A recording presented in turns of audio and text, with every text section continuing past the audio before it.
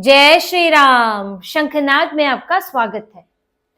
वैसे तो किसी व्यक्ति के लिए समझदारी और कुछ मौकों पर चालाकी फायदेमंद होती है, काम आती है, लेकिन कई बार ज्यादा चालाकी आप पर ही भारी पड़ जाती है और उसका आपको नुकसान उठाना पड़ता है।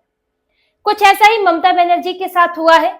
वो दिल्ली आई थी, सुप्रीम कोर्ट में गई, एसआईआर का मामला लेकर खुद पहुंची, जजों के मना करने के बावजूद भी बोल रही थी और उन्होंने भी ज्यादा चालाकी करने की कोशिश की कि मैं दिखाऊं कि मैं कितना बड़ा एसआईआर के खिलाफ कितना बड़ा कदम उठा सकती हूँ, खुद सुप्रीम कोर्ट पहुंच सकती हूँ। पूरा तमाशा किया, हंगामा किया दिल्ली में, लेकिन उनका खुद सुप्रीम कोर्ट जाना उन पर भारी पड़ गया, जिसका नतीजा अब ये हुआ है कि ममता बनर्जी को अब चुनाव आयोग को 8,500, अगर हम एग्जैक्ट संख्या की बात करें तो 8505 अधिकारी अपनी तरफ से देने पड़े हैं।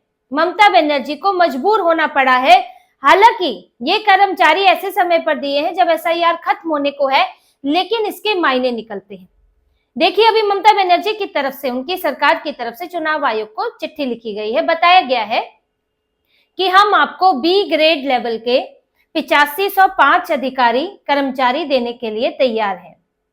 अब ये जो बी ग्रेड लेवल है, ये है एसटीएम स्तर के जो कर्मचारी अधिकारी होते हैं, जिला कलेक्टर हैं या फिर ब्लॉक डेवलपमेंट ऑफिसर हैं, तो बी ग्रेड लेवल के जो अधिकारी हैं वो चुनाव आयोग को दिए जाते हैं काम करने के लिए। चुनावी प्रक्रिया में उनको वहां डेप्यूटेशन पर भेजा जाता है।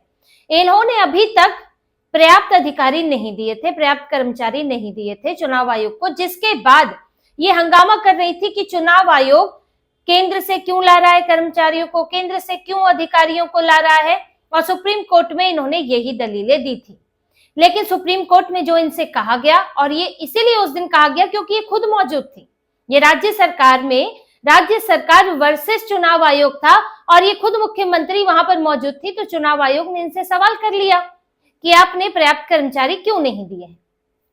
तब इन्हें अब 8,505 कर्मचारी देने पड़ रहे हैं, अधिकारी देने पड़ रहे हैं, जिसका मतलब एक तो ये निकलता है कि ममता बनर्जी ने ये बात मान ली है कि मैंने चुनाव आयोग को पर्याप्त कर्मचारी नहीं दिए थे, जिस बात से ये अभी तक इंकार करती आई है कि नहीं, हमने तो हर सुविधा दे दी, हम तो पूरा सपोर्ट कर रहे हैं, चुनाव आयोग जो है जानबूझकर केंद्र के कर्मचारियों को ला रहा है और यहाँ पर कब्जा करने की उनकी कोशिश है।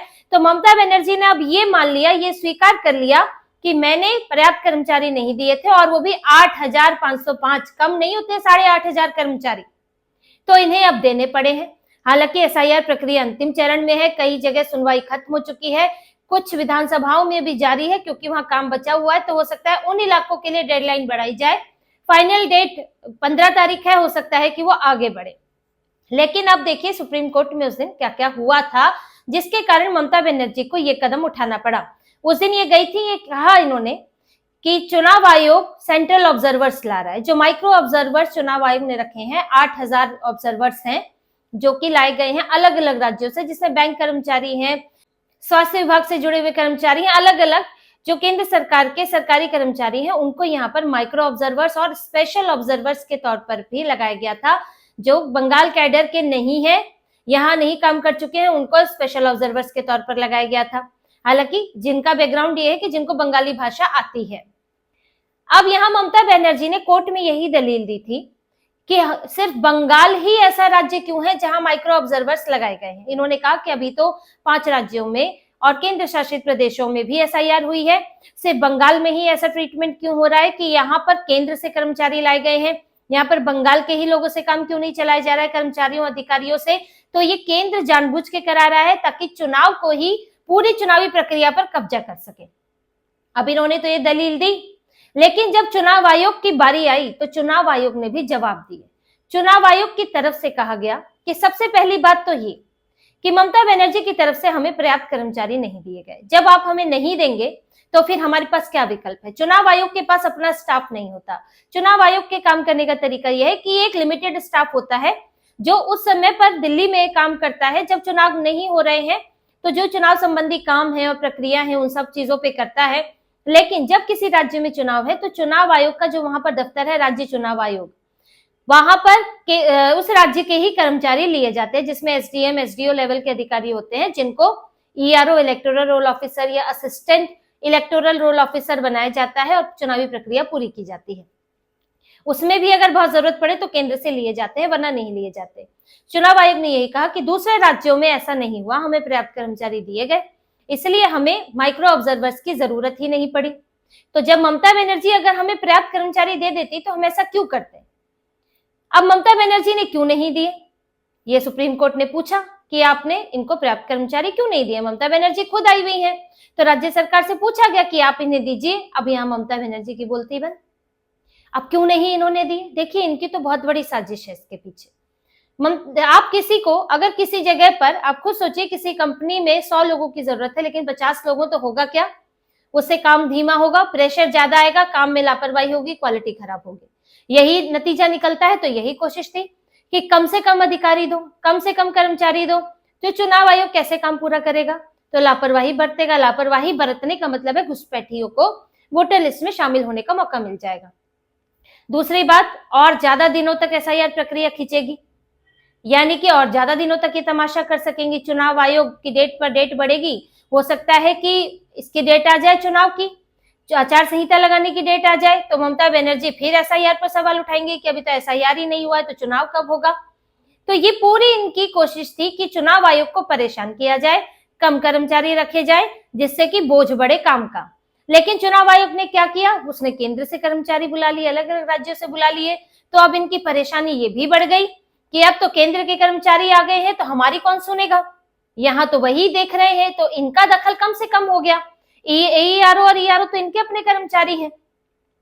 तो इनकी साजिश वहां पर जाकर विफल हो गई। फिर चुनाव आयोग ने कोर्ट में बताया कि बंगाल एक ऐसा राज्य है जहां पर इतनी ज्यादा धमकी दी गई, बीएलओ को धमकी दी गई, जो अभी हियरिंग कर रहे हैं माइक्रो ऑब्जर्वर्स और ईआरओ एईआरओ, इनको धमकी दी जा रही है।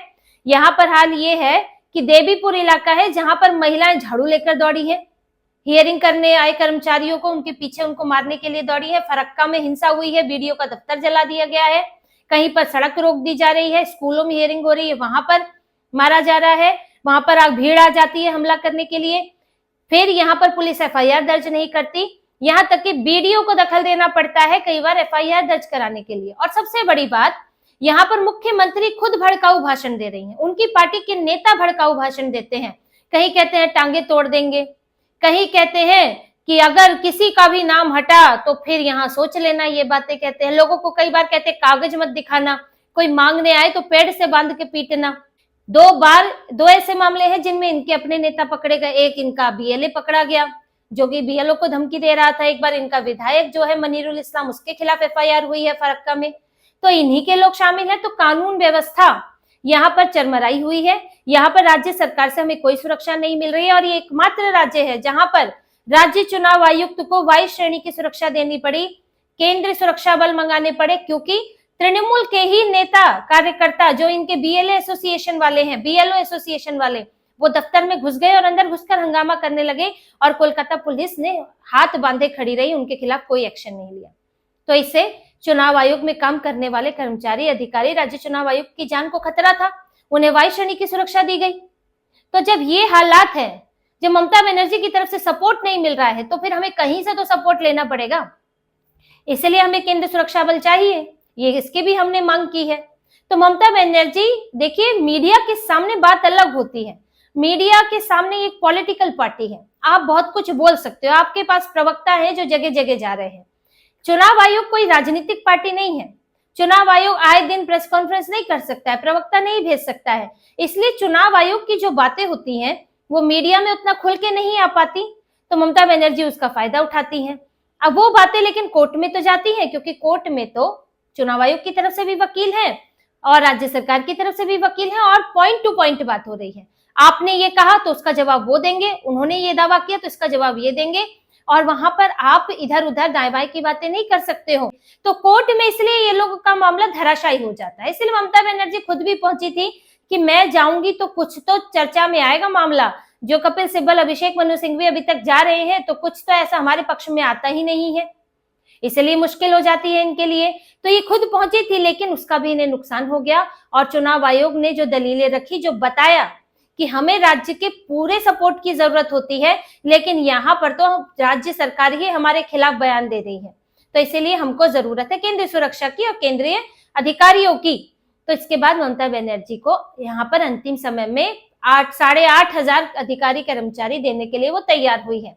हालांकि अब इसका फायदा तो है नहीं, क्योंकि अब तो अंतिम चरण में चल रही है प्रक्रिया। माइक्रो ऑब्जर्वर सब लगभग काम कर चुके हैं जो करना था, और इन्होंने ये इसलिए भी दिया है ममता बनर्जी ने क्योंकि सुनवाई है सोमवार को।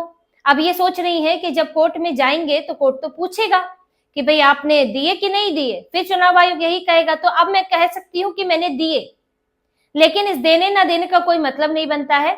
चुनाव आयोग ने अपना जवाब दे दिया था और चुनाव आयोग ने यह भी बताया कि माइक्रो ऑब्जर्वर्स सिर्फ ईआरओ और एईआरओ की मदद कर रहे हैं। जैसा कि इनका आरोप है कि जो वेरीफाई करने का काम है, वोटर लिस्ट में किसका नाम जाएगा नहीं जाएगा, अंतिम निर्णय ईआरओ और एईआरओ का होता है और ये माइक्रो ऑब्जर्वर्स ले रहे हैं। लेकिन चुनाव आयोग ने बताया कि माइक्रो ऑब्जर्वर्स सिर्फ डॉक्यूमेंट्स देखने में मदद कर रहे हैं, अंतिम फैसला तो ईआरओ और एईआरओ का ही है। तो ममता बनर्जी की कहीं चल नहीं पा रही है। ऊपर से ये जो व्यक्तिगत तौर पर पहुंची है उसके खिलाफ भी एक याचिका दायर हो गई है। अखिल भारत हिंदू महासभा के उपाध्यक्ष हैं सतीश कुमार अग्रवाल, उन्होंने ये याचिका दायर की है और सुप्रीम कोर्ट में उसकी सुनवाई होनी है। उनका ये कहना है कि ये जो मामला है ये ममता बनर्जी का व्यक्तिगत मामला नहीं है, राज्य सरकार बनाम चुनाव आयोग का मामला है। तो मुख्यमंत्री वहां खुद क्यों पेश हुई? मुख्यमंत्री तब खुद वहां आ सकती हैं जब निजी तौर पर उनके किसी अधिकार का उल्लंघन है। राज्य सरकार का मतलब मुख्यमंत्री नहीं होता है, राज्य सरकार का मतलब पूरी व्यवस्था है, प्रशासनिक व्यवस्था प्लस राजनीतिक व्यवस्था दोनों है। ममता बनर्जी जितना राज्य सरकार को रिप्रेजेंट करती हैं, उनके मंत्री भी उतना ही रिप्रेजेंट करते हैं। तो ममता बनर्जी का यहाँ पर आना और बोलना ये संवैधानिक नियमों के खिलाफ है। अब इस पर जब याचिका गई है तो देखिए इस पे आगे सुप्रीम कोर्ट क्या करता है कि बार बार इस तरह के स्टंट ना किए जाएं, इस पर कुछ कहा जाए या इस पर कोई नियम बनाया जाए कि ऐसे तो सभी मुख्यमंत्री कोर्ट में पेश होने लगे तो बड़ी मुश्किल हो जाएगी। फिर ये एक प्रतीकात्मक दबाव भी बनाता है, तो इसके खिलाफ भी याचिका गई है। अब कोर्ट में एसआईआर की सुनवाई भी है और ममता बनर्जी ने जो किया है उससे ये भी पता चल गया है कि ममता बनर्जी ने अभी तक चुनाव आयोग को सपोर्ट नहीं किया था और अब कोर्ट के दबाव में उन्हें ये कदम उठाना पड़ा है। तो इसी तरह की और खबरें और विश्लेषण आपके लिए लाते रहेंगे, हमसे जुड़े रहिए, सब्सक्राइब कीजिए, कमेंट कीजिए। बहुत बहुत धन्यवाद। जय श्री राम।